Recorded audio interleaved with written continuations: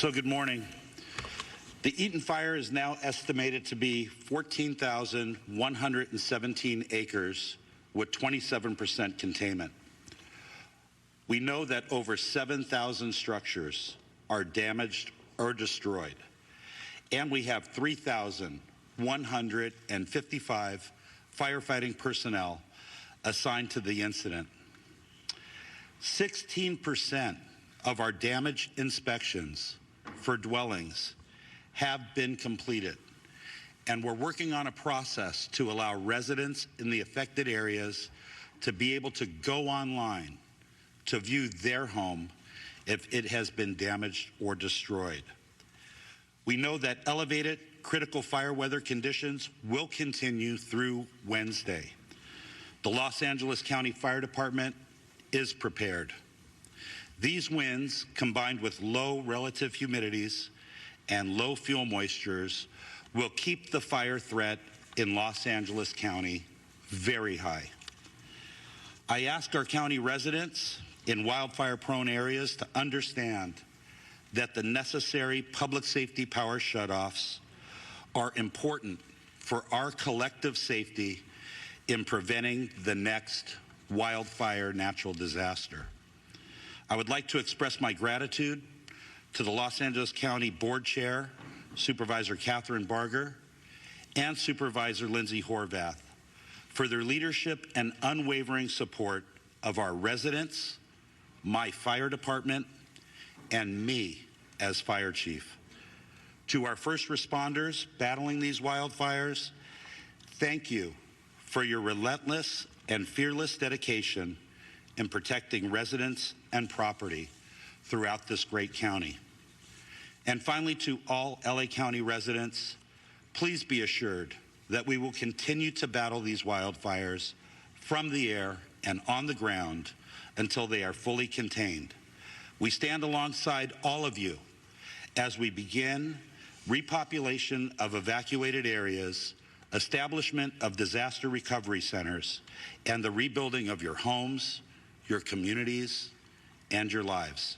I would now like to introduce my trusted partner in public safety, LA City Fire Chief Kristen Crowley.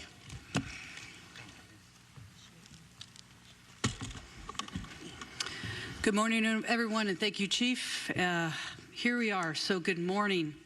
Yesterday, I spent the day in the Palisades community and visited a number of our fire stations, Fire Station 23 and Fire Station 69, and had the opportunity to talk with our members who were the first on scene at the Palisades Fire.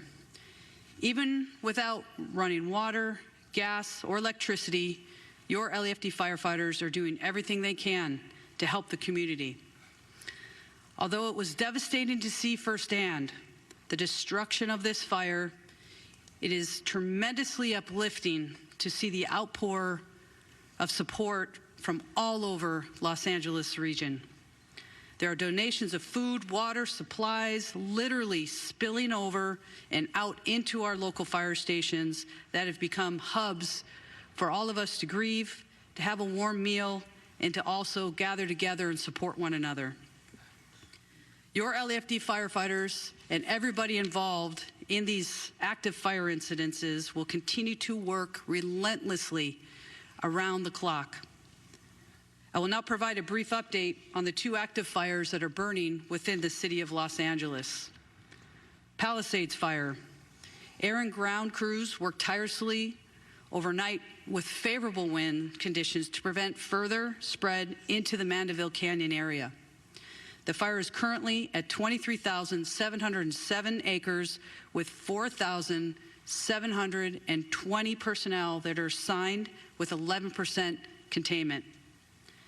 Evacuation orders and warnings remain in place.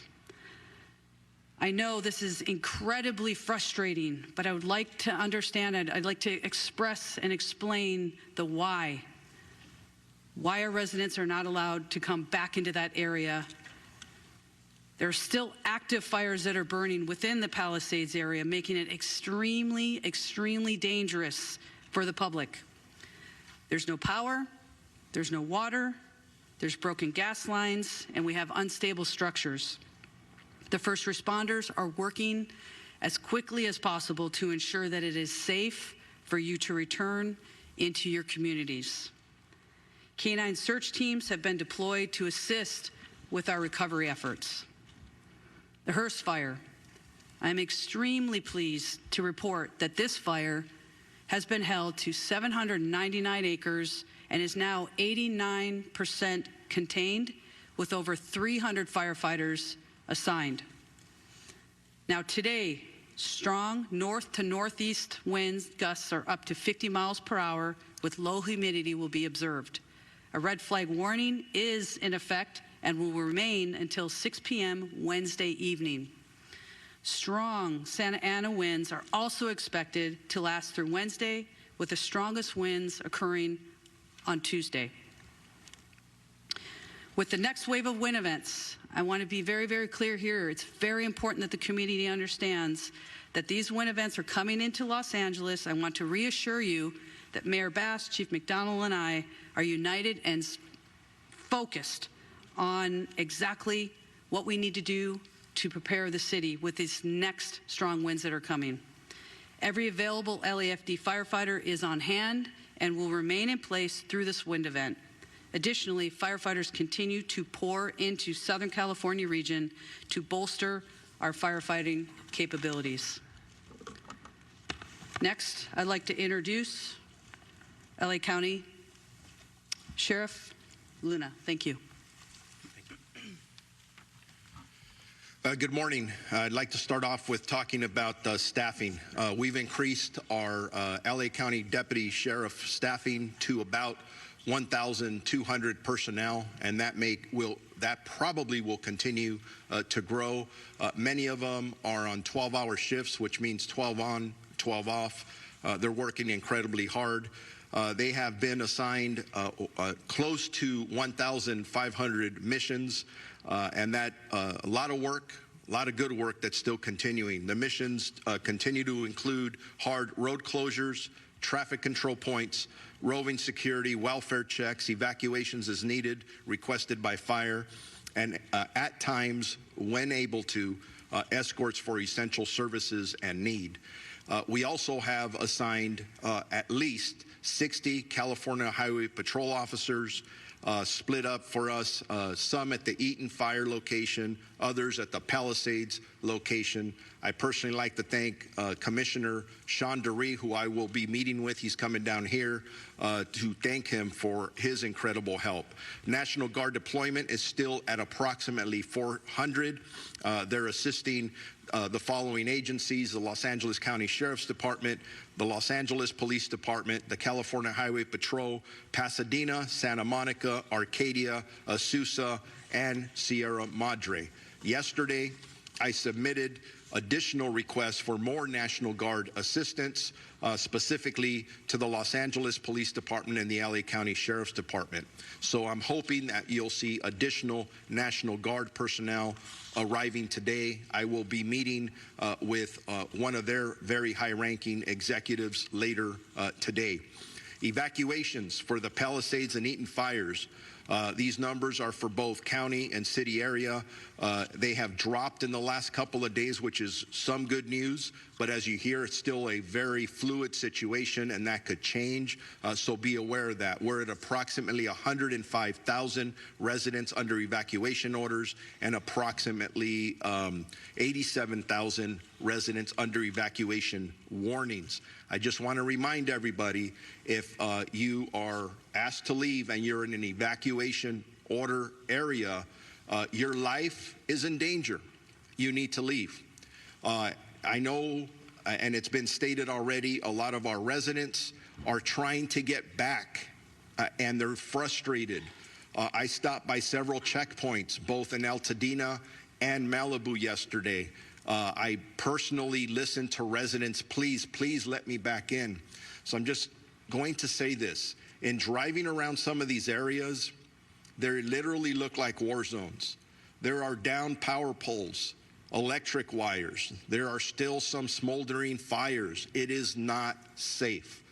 The minute it is safe, we understand the inconvenience, and every conversation we're having about evacuations.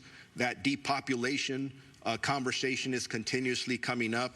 We do care. We want to get you back into your homes, but we can't allow that until it is safe for you to do so. In regards to arrest and criminal activity, we had several more arrests overnight, bringing our total to approximately, I'm going to say approximately because we're still trying to reconcile numbers, about 29, 25 in the Eaton Fire area and 4 in the Palisades area. I'm going to guess that Chief McDonald may talk about this, but when I was out there in the Malibu area, I saw a gentleman that looked like a firefighter. And I asked him if he was okay because he was sitting down. I didn't realize we had him in handcuffs. We were turning him over to LAPD because he was dressed like a fireman, and he was not. He just got caught burglarizing a home.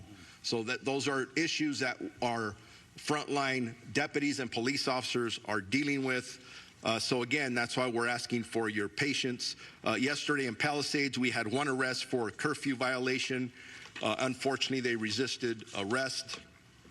In Eaton, we had 6 arrests last night, 3 for curfew violations and 3 for additional charges, including carrying a concealed firearm and narcotics-related charges.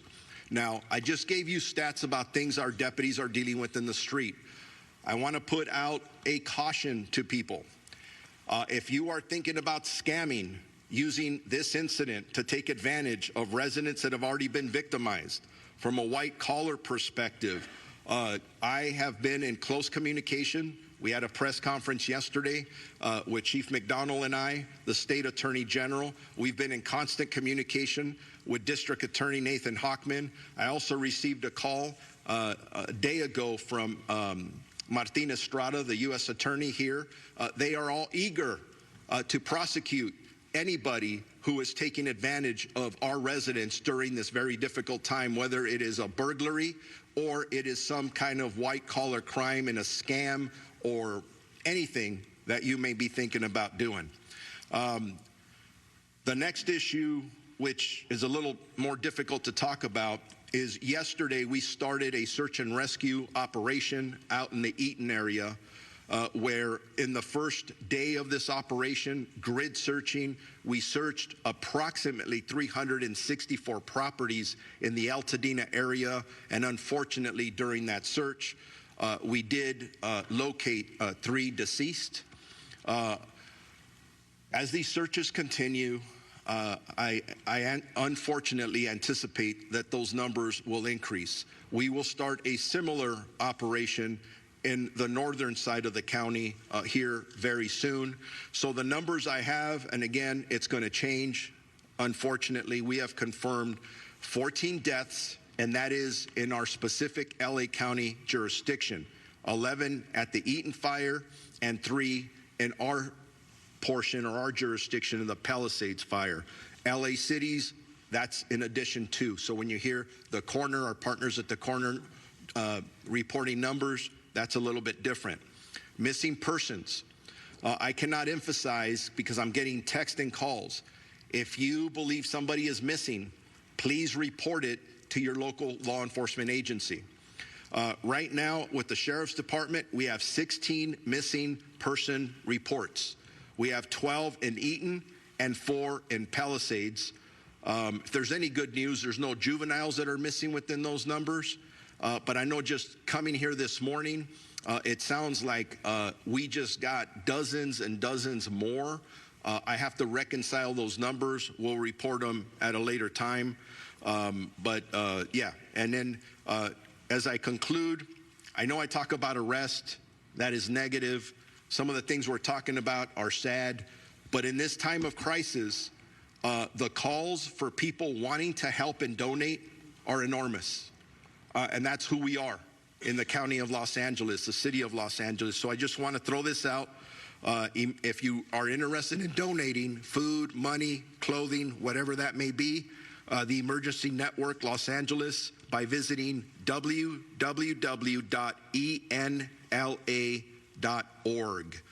And thank you for all of you who are amazing out there who want to help. And then if you want updated information about evacuation orders, warnings, or road closures, lacounty.gov/emergency. And with that, I'm going to turn it over to the Los Angeles Police Chief, Jim McDonald. Good morning.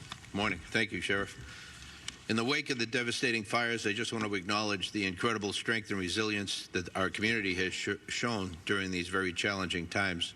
It's truly inspiring to see neighbors coming together to support one another. And as your Chief of Police, I want to ensure you that the LAPD remains fully committed to your safety and well-being as we all move forward together. LAPD currently has over 600 officers deployed to these areas with support from the Los Angeles Airport Police, Port Police, and the National Guard, who has 100 soldiers assigned to the Palisades incident, and we're very grateful for their support. Excuse me. I want to just touch on, during the evacuation at the early stages, thousands of people fled their homes without notice and without much of anything but the clothes on their back. Traumatic experience, certainly, for everybody involved. We tried to be as compassionate as we could be by putting together escorts that provided limited access for people to get into the area very deliberately and be able to retrieve medication or pets in some cases. What we found was that was successful for those we were able to accommodate, but the numbers became overwhelming. There was frustration, there were long waits to be able to do it, and we still tried to facilitate it, although we weren't able to do that for everyone. Today we need to suspend that practice effective immediately. We have search operations now beginning. We will have cadaver dog deployment, and that will result in crime scene preservation efforts, and then the recovery of remains, working closely with the LA County coroner. Tomorrow, winds will be picking up, as you heard, further, complicating our efforts and creating an additional fire danger. And so the atmosphere is very continuously changing. We have to adapt to the conditions that are presented to us, and in this case, this is a modification that some will have difficulty with, and I apologize for that.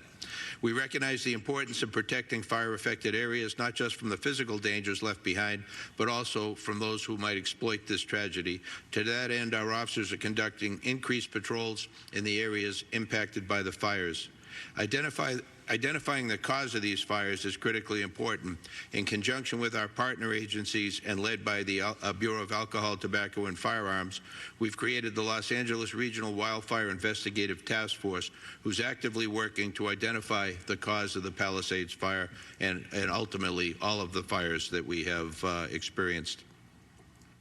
LAPD is still enforcing a curfew in Los Angeles city areas where mandatory evacuations are still in place.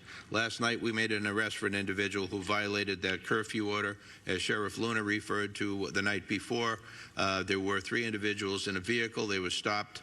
They were where they weren't supposed to be. One had on fire jacket and a fire hat, and he was additionally arrested for impersonating a firefighter. We have people who will go to all ends to be able to do what it is they want to do to exploit the victims of this tragedy. LAPD, the order will remain in place tonight, curfew order, from 6 p.m. to 6 a.m., and unless you're public safety personnel or some other disaster workers, you have no reason to be at these locations, and if you are in those areas, you will be subject to arrest. Enforcing a curfew is an important tool to keep the burn areas and evacuated properties secure, keeping looters out. This effort also helps protect public safety personnel who are operating in darkness in very difficult conditions. And as you heard previously, the threat there from gas lines, from electricity, down power lines, and many other, not to mention the toxic environment that exists in that area due to the fire that burned plastics and different types of composite material. We all know what the long-term effects of exposure to that can be. I won't go in here to the scams, and the sheriff referred to that, but there are a lot of scams. I would ask that for those of you looking to donate to fire victims, do so with caution. Before contributing, take time to thoroughly research the charity or organization that you're considering. Reputable groups will have clear information about their mission and proven track records. Websites like Charity Navigator Navigator and the Better Business Bureau are excellent resources to help verify their legitimacy. It's also good practice to avoid cash donations whenever possible, opting instead for secure, traceable payment methods to ensure that your contributions reach those in need. And if you come upon fraudulent donation requests, please notify us so that we can investigate. Together, we can prevent further harm and protect the generosity of our community. In closing, I just want to reiterate that our department and all of us standing here before you and so many others are with you. We're here for you for the duration, not only to ensure your safety, but provide support and resources necessary to recover and ultimately rebuild. I want to assure the community that we're working tirelessly every day to protect lives, property, and maintain public safety during this critical time. Thank you all for your resilience and cooperation during this very difficult time. Now I'd like to introduce from the Los Angeles County Board of Supervisors Chair Catherine Barger. Thank you, Chief. Good morning. Yesterday, I sent a letter to President-elect Trump inviting him to visit our county to see the devastation of these wildfires firsthand, to meet with our impacted residents and hear their stories, to thank our first responders, and most importantly, to see how the federal government can help our communities heal and rebuild. In my years at the county, I have seen time and time again how essential of a partner the federal government is when responding to an emergency and helping our communities recover. I look forward to welcoming President-elect Trump to our communities so he can see the desperate need, but also the incredible opportunity, hope, and perseverance of our impacted neighbors. It is in seeing this hope that I am confident that our communities will recover and rebuild. I also met with representatives from the state yesterday and discussed what we will need to rebuild LA. Legislative leaders committed to working with the county to cut the red tape that will slow and limit residents rebuilding their homes. I also want to share that California Governor Newsom announced a sweeping executive order this morning related to the rebuilding efforts. Notably, he is suspending CEQA reviews and California coastal permitting for reconstruction of properties substantially damaged or destroyed in the fires devastating Los Angeles County.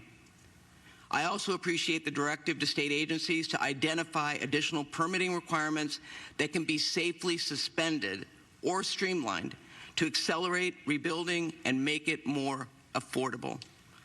I want to thank the governor for hearing my request and taking swift action to ensure that our residents will not be burdened by unnecessary requirements as they begin the process of recovery and rebuilding.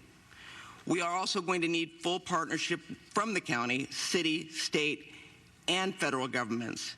And I am committed to bringing everyone to the table for the betterment of our residents that right now are in tremendous need. Every day since these fires began, I have gone out to the impacted communities to hear directly from our neighbors and see the devastation for myself. I'm also meeting with multiple times a day with our incident command.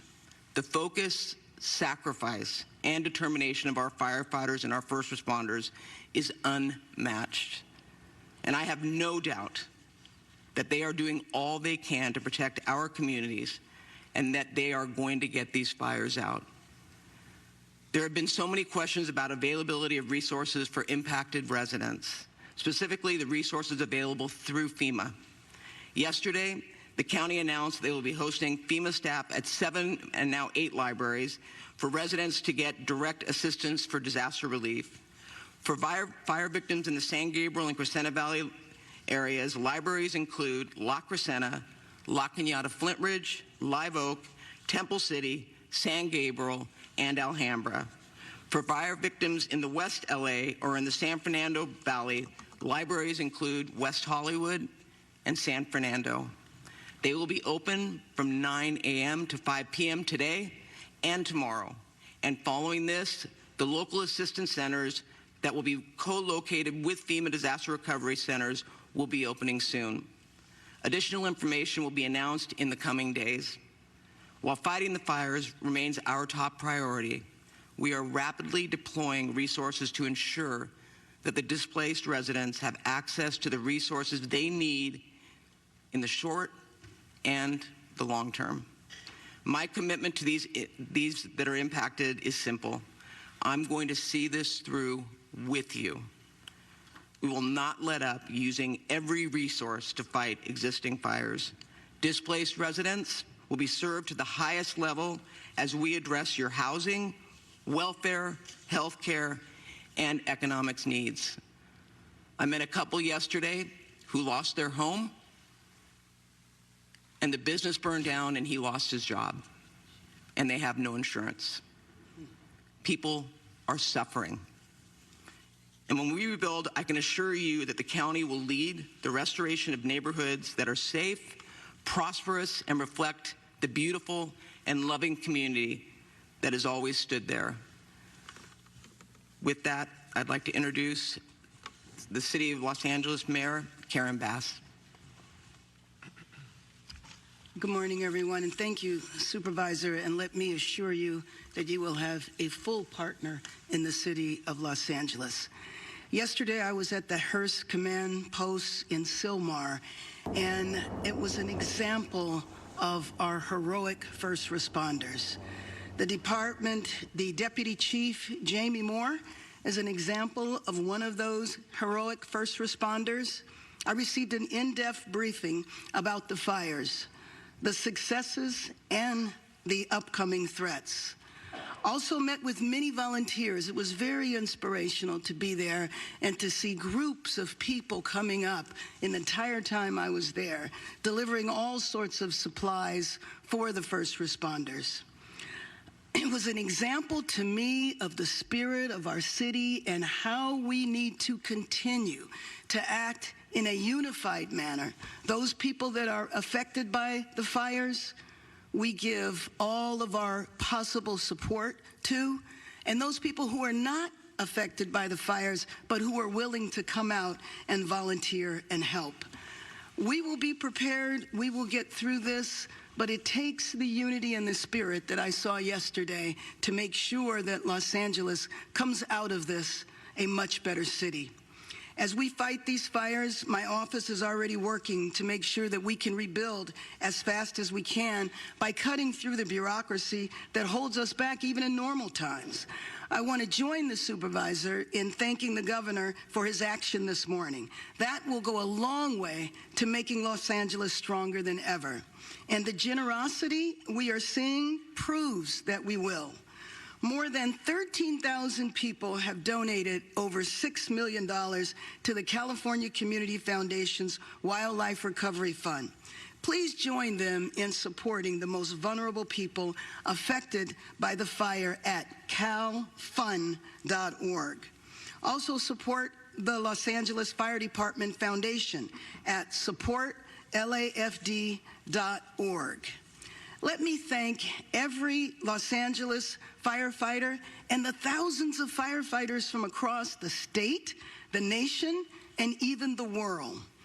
People are coming from everywhere to help us and make sure that we are ready for the days ahead. So to them, I want to say thank you. For Angelenos impacted by the firestorm and for Angelenos looking to help, the city has created an online hub at lacity.gov to create a single place for people to go for assistance or to find ways to help our community. This includes evacuation zones, FEMA support, resources for small businesses, and more. In the upcoming days, you will see as we continue to fight the fires, prepare for what is to come this week, but we will also prepare for our recovery. Thank you.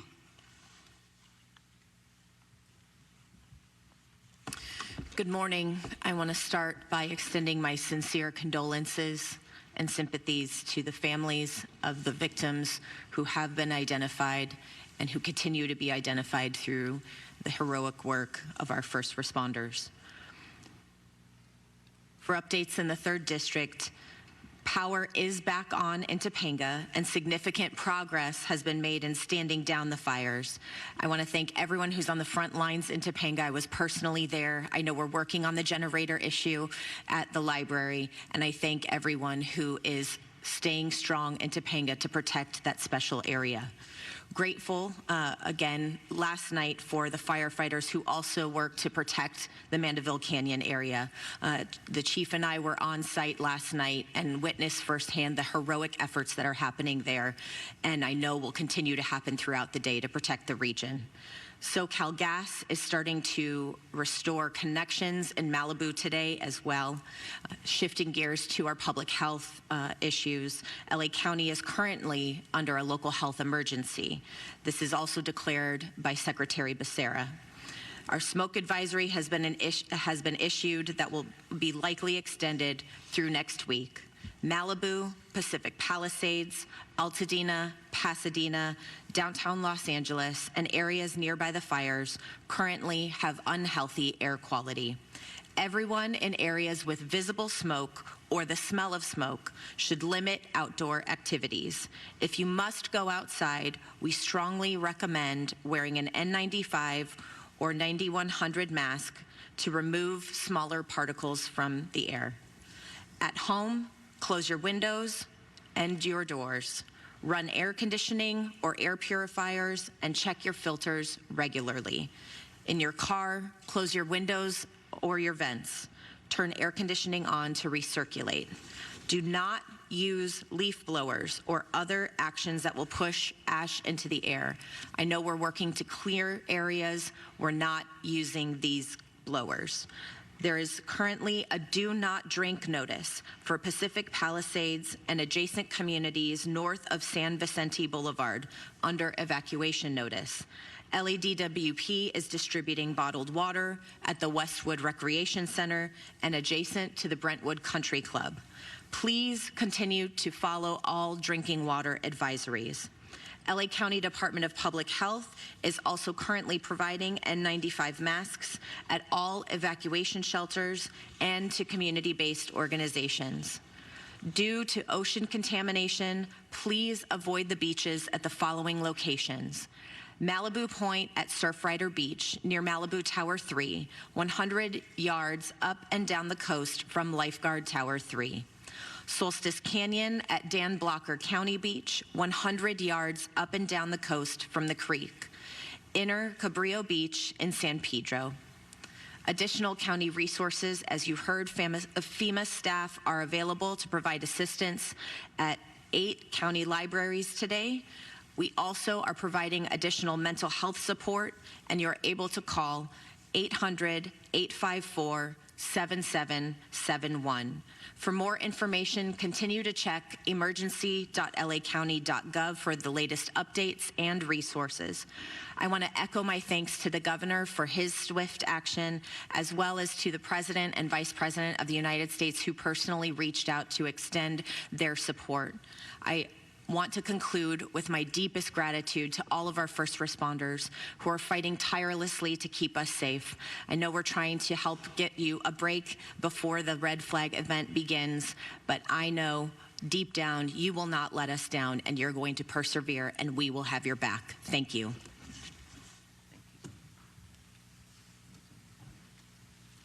Good morning. Helen Chavez, Communications Director for Board Chair Catherine Barger. Chair Barger recognizes and thanks the following elected representatives for joining us this morning and for their ongoing support during this emergency. Assemblymember Jessica Caloza and Senator Maria Elena Durazo. We will now transition to the question and answer portion of our press conference. When you are called upon, please announce your name and the media outlet that you are with. You can raise your hands if you want to be called on. Anybody have a question?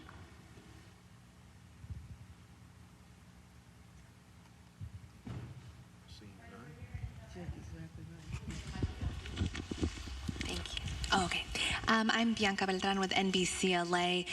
You spoke about the arrests that were made overnight in recent days. Can you speak to the biggest challenges when it comes to access in these fire areas? And do you find that these individuals are from the area or coming from further away? Thank you. In regards to the challenges in our areas for the LA County Sheriff's jurisdiction, the individuals that we're contacting do not live in the areas where we're arresting them.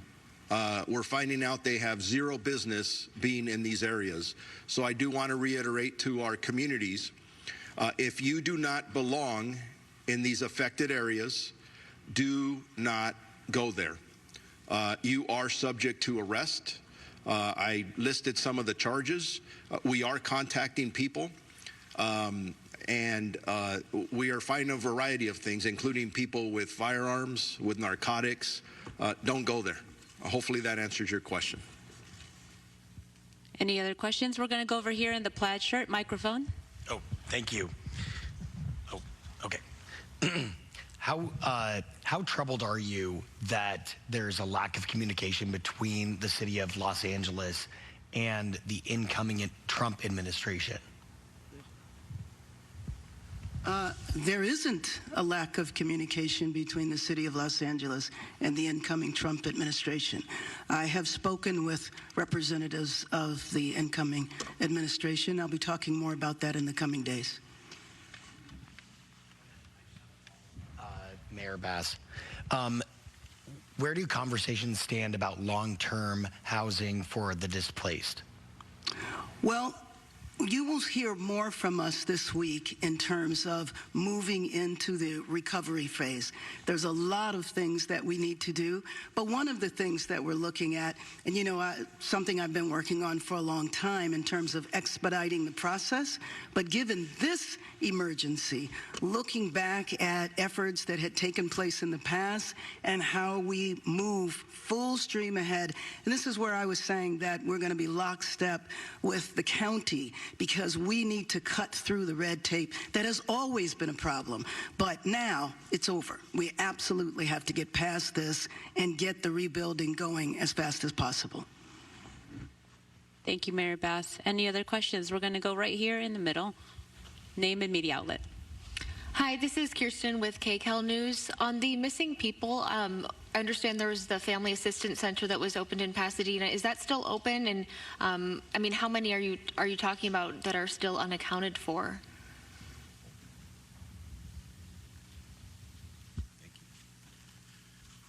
So in regards to missing persons, I reported 16 earlier today. I want to make sure that anybody who believes their family members are missing, that they do contact us, at least at the Sheriff's Department in our county areas. And then we do have the Family Assistance Center, so they can go there to report them or ask any questions that they may have. But it is critical that we are aware of these situations. And when I talk about reconciling numbers, hour by the hour, the numbers increase. Sometimes they decrease because people are being found. So I expect or anticipate that the number of missing persons will absolutely go up.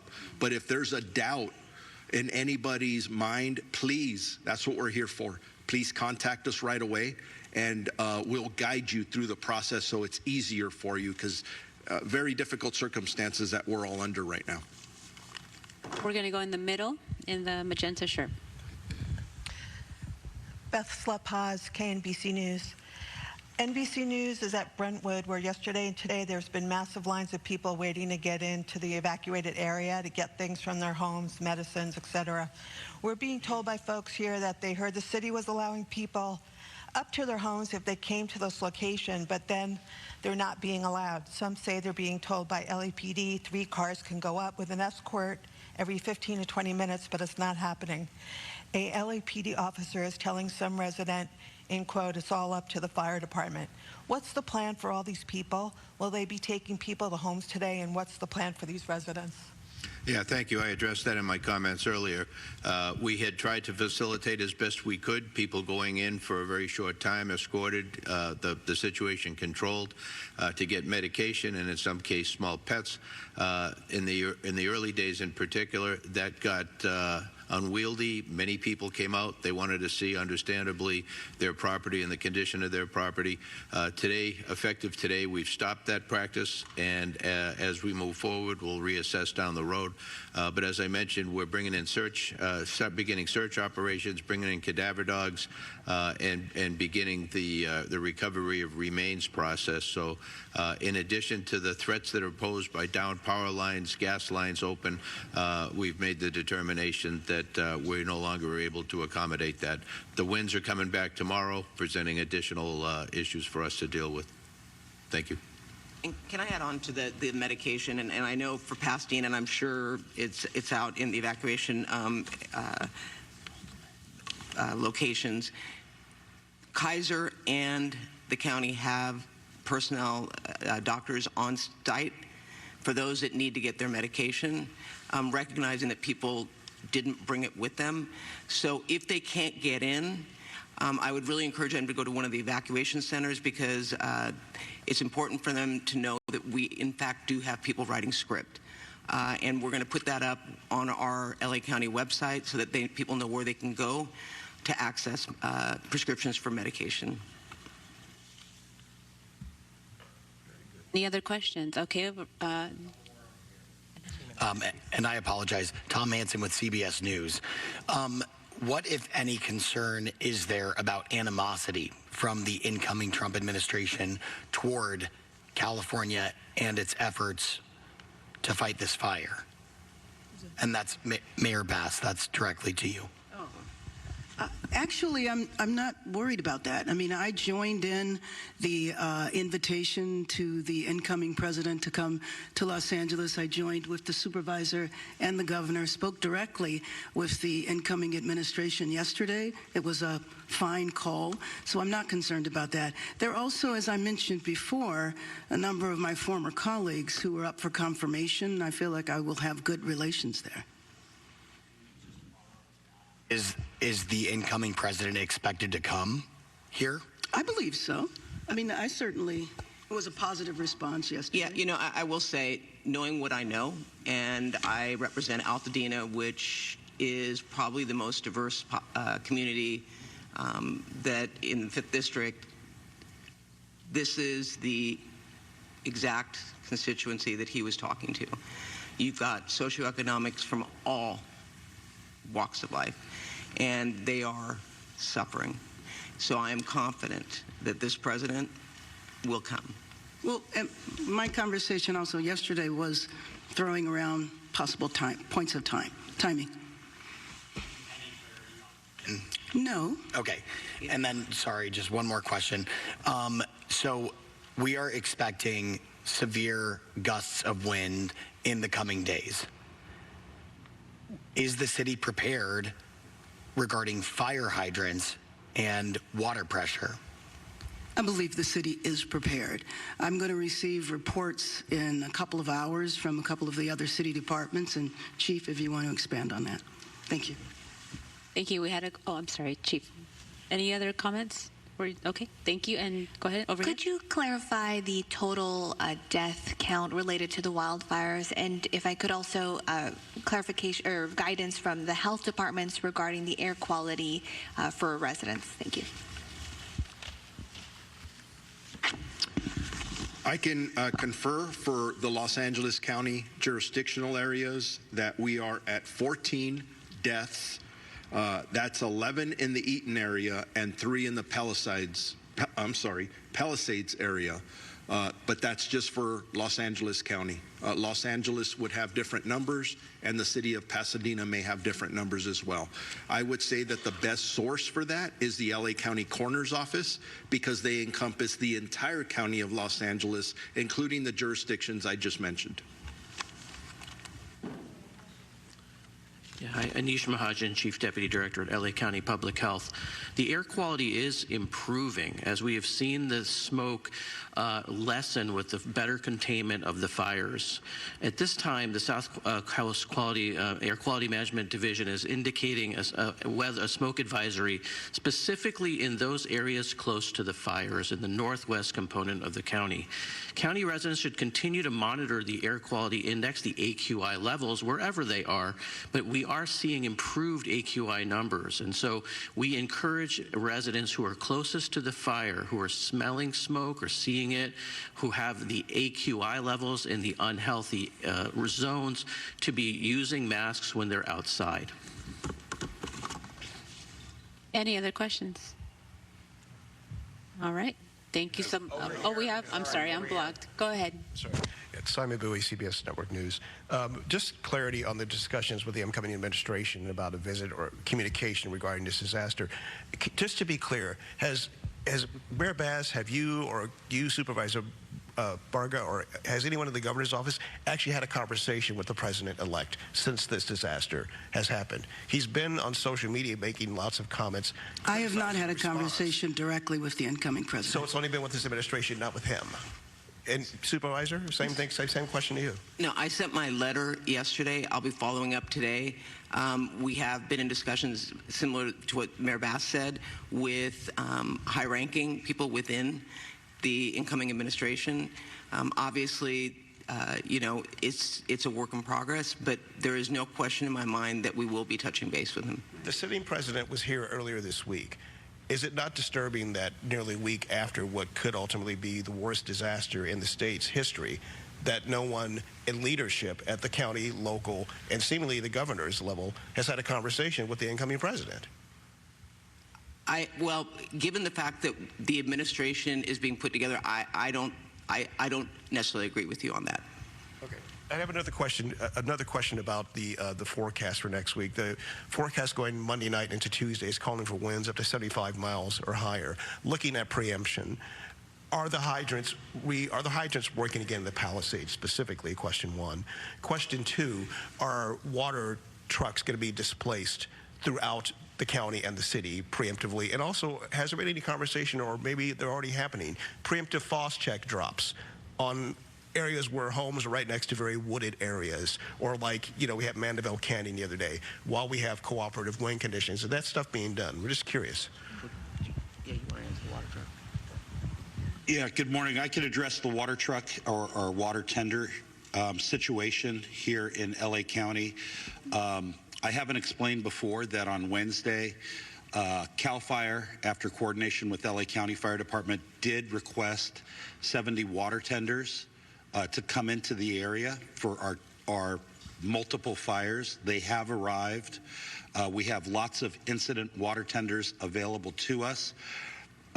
All of the reports that I've received is that the LA County water system is ready and it will be prepared to assist us in fighting a wildland fire.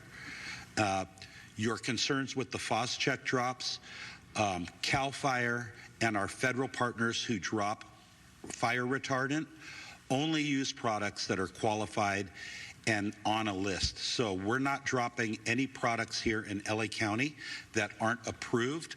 I believe that the use of retardant is safe and it's effective. I know that there's been some social media postings that it is not. I consider that the sinister side of social media, where they're trying to divide us, and we've seen that already. But everything we're doing is approved, it's appropriate, it's efficient, and it's effective. But we are prepared for the upcoming wind event. Chief Crowley? Chief Crowley, any comment from you?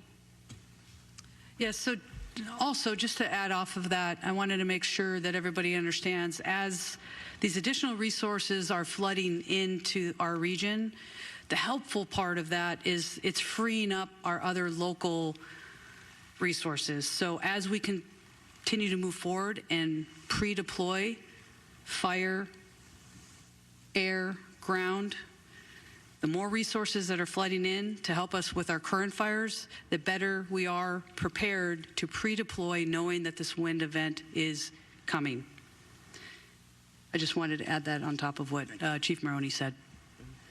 Thank you, Chief. And we're at the end of our press conference. I'm happy to help support one-on-one interviews. So please come forward if you still have questions. We will connect you with the appropriate spokesperson. Thank you.